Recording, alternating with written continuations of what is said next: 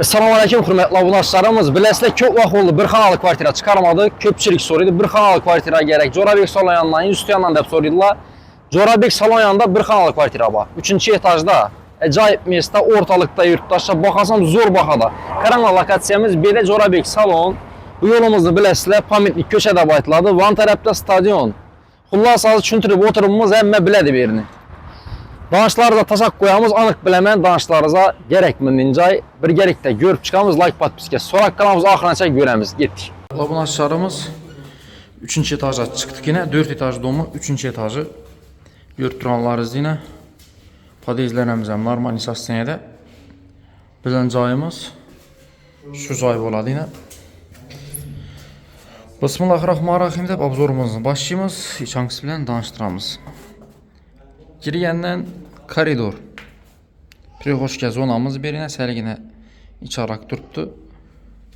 Bu anda sanuzillarımız. Ünitazımız sasteniyesi yaxşı, akımstığı kafel, vanlamız sasteniyesi ortaca. Şötçüklər əmməsəz cayındanı. Görüşəcəyiz mümkün. Bu anda kuxnya. Kuxnya mebellərimiz, mokelərimiz, gaz plitəmiz cayında, şötçüklərimiz əmmərsə cayında. Əvvəlki stayak kat getkən beləyinə xalasanızla ataprinatör seyzi bilə bərseyizlərəm boladı. Aynalarımız aqua.